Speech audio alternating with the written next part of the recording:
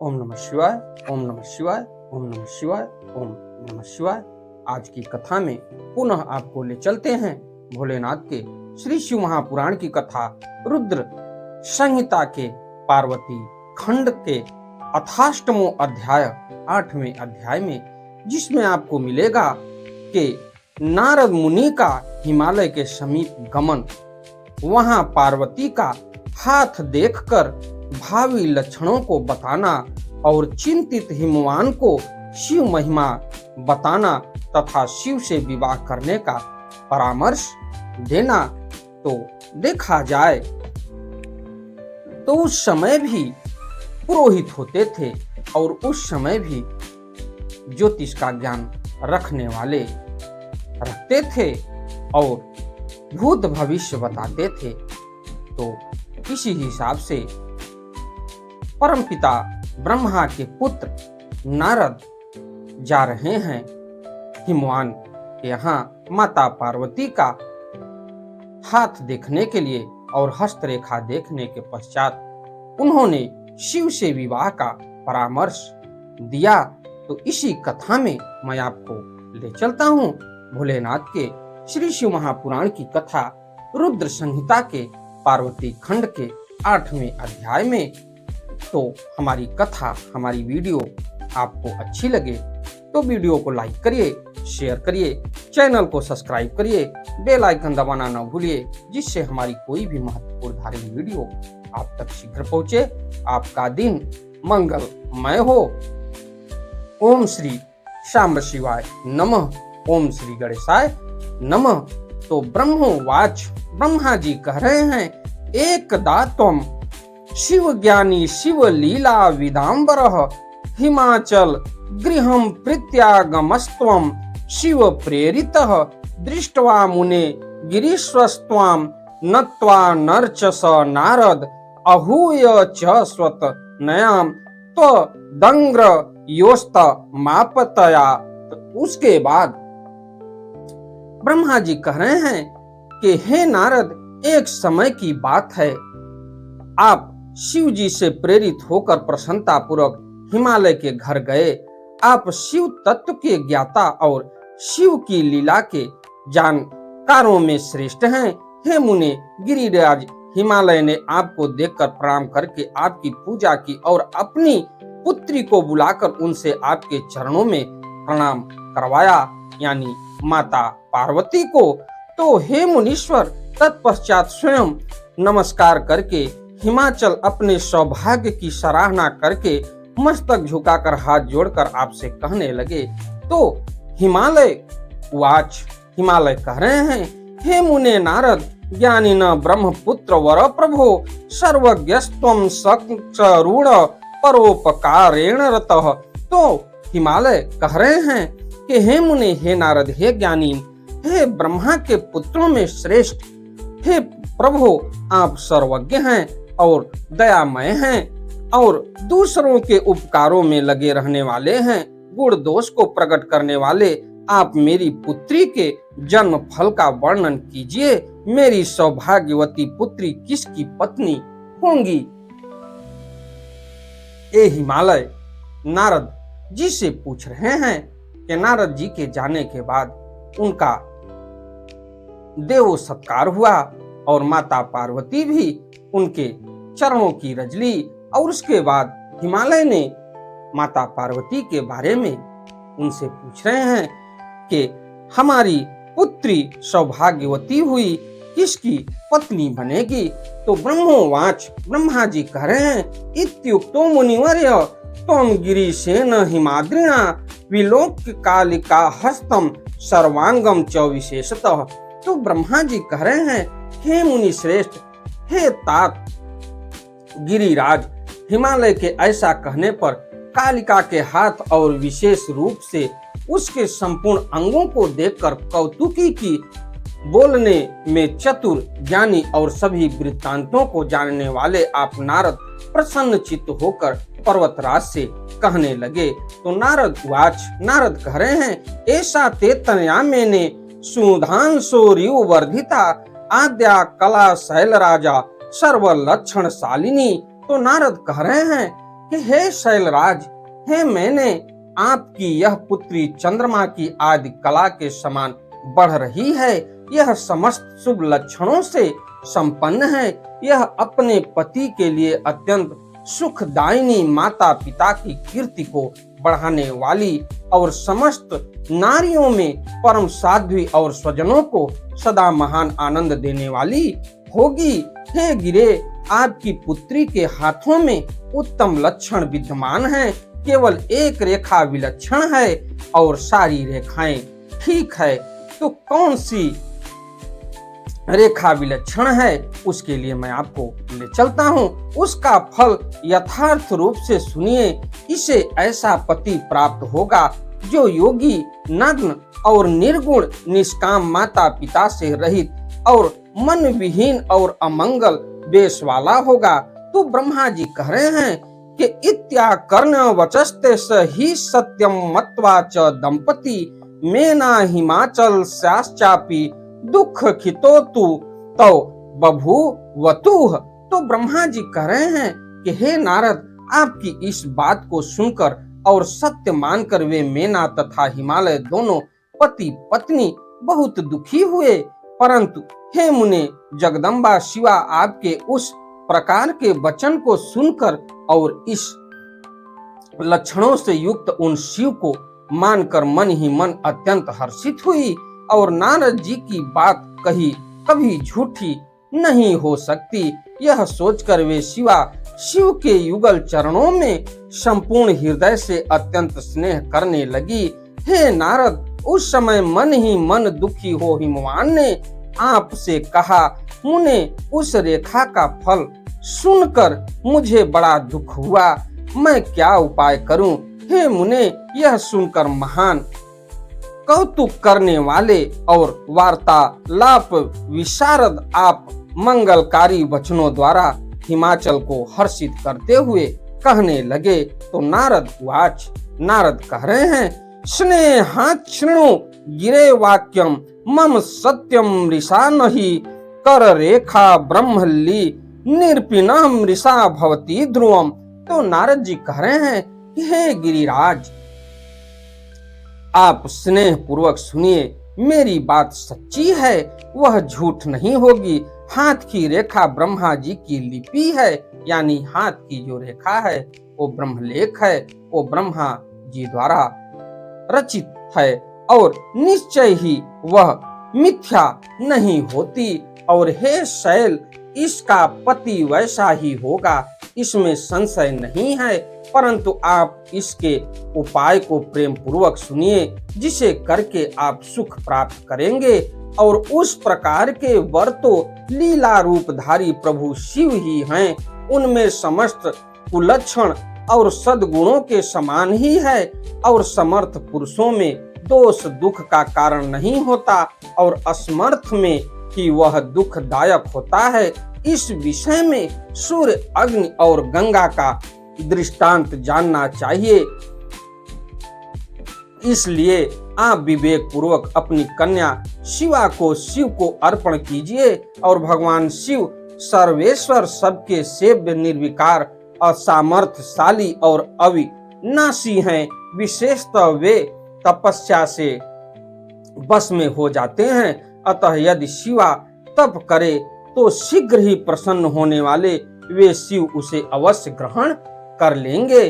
सर्वेश्वर शिव सब प्रकार से समर्थ तथा वज्रलेख का भी विनाश करने वाले हैं। ब्रह्मा जी उनके अधीन हैं तथा वे सबको सुख देने वाले हैं। तो ब्रह्मोवाच, ब्रह्मा जी कह रहे हैं, इत्युक्त्वा त्वं पुनस्तात कौतुकी ब्रह्म विन्मुने शैल राजा मवोचो ही हर्षयन्य चवे चनय शुभे भामिनी दैता शंभो सानुकूला सदाहरे महासाध्वी सुब्रता च पित्रो सुख विवर्धिनी। तो ब्रह्मा जी कह रहे हैं कि हे तात, हे ब्रह्मविद, हे मुने, ऐसा कहकर कौतुक करने वाले आपने शुभ वचनों से गिरिराज को हर्षित करते हुए पुनः कहा, पार्वती भगवान शंकर की पत्नी होगी और वह सदा रुद्र के अनुकूल रहेगी, क्योंकि यह महासाध्वी और उत्तम व्रत का पालन करने वाली है तथा माता पिता के सुखों को बढ़ाने वाली है। यह तपस्विनी भगवान शिव के मन को अपने वश में कर लेगी और वे भी इसके सिवा किसी दूसरी स्त्री से विवाह नहीं करेंगे। यह तपस्विनी भगवान शिव के मन को अपने वश में कर लेगी और वे भी इसके सिवा किसी दूसरी स्त्री से विवाह नहीं करेंगे। अगर विवाह करेंगे और विवाह होगा तो माता पार्वती से ही भोलेनाथ का विवाह होगा। इन दोनों का जैसा प्रेम है वैसा प्रेम न तो किसी का हुआ है, न इस समय है और न आगे होगा। हे गिरि श्रेष्ठ, इन्हें देवताओं के कार्य करने हैं। उनके जो जो कार्य नष्ट प्राय हो गए हैं उन सब का इनके द्वारा पुनः उद्धार होगा। हे गिरे, आपकी इस कन्या से भगवान हर और अर्धनारीश्वर होंगे और इन दोनों का पुनः हर्ष पूर्वक मिलन होगा।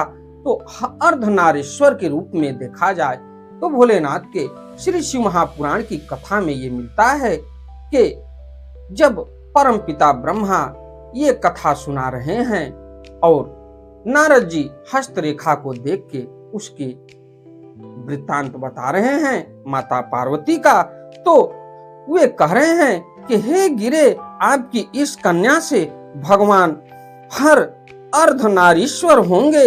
इन दोनों का पुनः हर्ष पूर्वक मिलन होगा। आपकी यह पुत्री तपस्या के प्रभाव से सर्वेश्वर महेश्वरों को संतुष्ट करके उनके शरीर के आधे भाग को अपने अधिकार में कर लेंगी। तो भोलेनाथ के आधे शरीर को माता पार्वती अपने अधिकार में कर लेंगी। इसीलिए महादेव का अर्धनारीश्वर के रूप में भी पूजन होता है और अर्धनारीश्वर के रूप में पूजन किया जाता है। तो यह आपकी कन्या अपनी तपस्या से उन शिव को संतुष्ट कर विद्युत तथा सुवर्ण के समान गौरव वर्ण की होगी। इसीलिए यह कन्या गौरी नाम से विख्यात होगी और ब्रह्मा विष्णु तथा समस्त देवगण इसका पूजन करेंगे। हे गिरि श्रेष्ठ, आप इस कन्या को किसी दूसरे के लिए नहीं देना और इस रहस्य को देवताओं से कभी प्रकट नहीं करना। तो ब्रह्मोवाच, ब्रह्मा जी पुनः कह रहे हैं कि इति तस्य वचः श्रुत्वा देवर्षे तव नारद उवाच हिमान्य वाक्य मुने त्वां वागिव शारदः। तो ब्रह्मा जी कह रहे हैं कि हे देवर्षे, हे नारद, हे मुने, आपका यह वचन सुनकर वाक्य विशारद हिमालय आपसे यह वाक्य कहने लगे। तो हिमालय आगे कह रहे हैं, हे मुने नारद प्राज्ञ विज्ञप्तिम कांचिदेव ही करोमि त्वाम शृणु प्रीत्यास्त्वं प्रमुदमावः श्रूयते त्वक्यतंगः स महादेवो यतात्मवान् तपस्याचरितं सन्नित्यं देवानामप्य गोचरः। तो हिमालय कह रहे हैं कि हे मुने, हे नारद, हे प्राज्ञ, मैं आपसे कुछ निवेदन कर रहा हूँ। आप उसे प्रेम पूर्वक सुनिए और आनंद का अनुभव कीजिए। सुना जाता है कि वे महादेव जी आसक्तियों का त्याग करके अपने मन को संयम में रखते हुए नित्य तपस्या करते हैं और देवताओं की भी दृष्टि में नहीं आते। हे देवर्षे, ध्यान मार्ग में स्थित हुए वे भगवान शंकर पर ब्रह्म में लगाए हुए अपने मन को किस प्रकार विचलित करेंगे, इस विषय में मुझे महान संशय है। दीपक की लौ के समान प्रकाशमान अविनाशी और प्रकृति से परे निर्विकार निर्गुण सगुण निर्विशेष और निरीह जो पर ब्रह्म है, वही उनका अपना सदाशिव नामक स्वरूप है। अतः वे उसी का सर्वत्र साक्षात्कार करते हैं, किसी बाह्य वस्तु पर दृष्टिपात नहीं करते। हे मुने, यहाँ आए हुए किन्नरों के मुख से उनके विषय में नित्य ऐसा सुना जाता है? क्या यह बात मिथ्या ही है? विशेषतः यह बात भी सुनने में आती है कि उन भगवान हर ने पूर्व समय में सती के समक्ष प्रतिज्ञा की थी, उसे मैं कहता हूँ, आप सुने। उन्होंने कहा था, हे दक्षायणी, हे सती, हे प्रिय, मैं तुम्हारे अतिरिक्त दूसरी स्त्री का न तो वर्ण करूंगा और न तो उसे पत्नी रूप में ग्रहण करूंगा, यह मैं तुमसे सत्य कहता हूँ। तो उसके बाद इस प्रकार सती के साथ उन्होंने पहले ही प्रतिज्ञा कर ली है। अब सती के मर जाने पर वे स्वयं दूसरी स्त्री को कैसे ग्रहण करेंगे? तो ये हिमालय कह रहे हैं कि ऐसा कैसे हो सकता है? सती को त्यागने के बाद जब शरीर माता सती ने हवन कुंड में अपना त्याग दी और सती मर गई, तो भोलेनाथ ने ऐसा कहा था कि आपके अलावा मैं दूसरी किसी स्त्री से विवाह नहीं करूंगा और ये मेरा कथन सत्य होगा और किसी स्त्री को मैं ग्रहण नहीं करूंगा। तो ब्रह्मोवाच, ब्रह्मा जी कह रहे हैं, इत्युक्त्वा स गिरिशस्तूष्णी मास तस्य पुरस्तव तदा कन्यार्थ देवर्षे त्वं प्रवोचः सुतत्वतः। तो ब्रह्मा जी कह रहे हैं कि हे देवर्षे, यह कहकर उन गिरि ने आपके सामने मौन धारण कर लिया। तब इसे सुनकर आप तत्व पूर्वक यह बात कहने लगे। तो नारद उवाच, नारद जी कह रहे हैं उनके संशय को मिटाने के लिए हिमालय के, न वै कार्या त्वया चिंता गिरिराज महामते ऐसा तव सुता काली दक्षजा हभवत्पुरा सती नामा भवत्तस्या सर्वमंगल दमं सदा सती सा वै दक्ष कन्या भूत्वा रुद्र प्रिया भवत। तो नारद जी कह रहे हैं, हे गिरिराज, हे महामते, आपको चिंता नहीं करनी चाहिए। आपकी यह कन्या काली पूर्व समय में दक्ष की पुत्री सती ही थी। उस समय उसका नाम सती था, जो सदा मंगल प्रदान करने वाला है। यह सती दक्ष कन्या होकर रुद्र की प्रिया बनी। उस सती ने अपने पिता के यज्ञ में अनादर पाकर तथा भगवान शंकर का भी अपमान हुआ देखकर कोप करके अपने शरीर को त्याग दिया था। वे ही अंबिका शिवा आपके घर में उत्पन्न हुई हैं। यह पार्वती भगवान शंकर की पत्नी होंगी, इसमें संदेह नहीं है। तो ब्रह्मा जी ने कहा, हे मुने, उस समय आपने पार्वती का यह सब प्रीतिवर्धक पूर्वजन्म तथा चरित्र विस्तार पूर्वक गिरिराज से कहा था और मुनि के मुख से काली के संपूर्ण पूर्व वृत्तांत को सुनकर पुत्र स्त्री सहित वे गिरि संदेह रहित हो गए। और तत्पश्चात काली ने नारद जी के मुख से उस कथा को सुनकर लज्जा से मुख नीचे कर लिया और उनके मुख पर मुस्कान छा गई। उसके चरित्र को सुनकर हाथ से उसका स्पर्श करके और बार बार उसका मस्तक सूंघकर हिमालय ने उसे अपने आसन के पास बैठाया। तब हे मुने, आप वहां बैठी हुई उस काली को देखकर पुत्रों सहित गिरिराज एवं मेना को प्रसन्न करते हुए कहने लगे, हे शैलराज, इस पार्वती के बैठने के लिए यह सिंहासन क्या है? इसका आसन तो सदा शंभु का उरुदेश होगा और यह तुम्हारी तनया शिव जी के उर का आसन प्राप्त करेगी, जहां किसी की दृष्टि अथवा मन तक नहीं जा सकता। ये नारद जी कह रहे हैं हिमालय से। और उसके बाद परमपिता ब्रह्मा आगे कह रहे हैं, इति वचन मुदाराम नारद त्वं गिरीशम त्रिदि व गमम उक्त्वा तत्क्षणा देव प्रीत्या गिरिपति रपि चित्ते चारु समोद युक्ततः स्वगृह मग मदेवम सर्व संपत्व समृद्धम।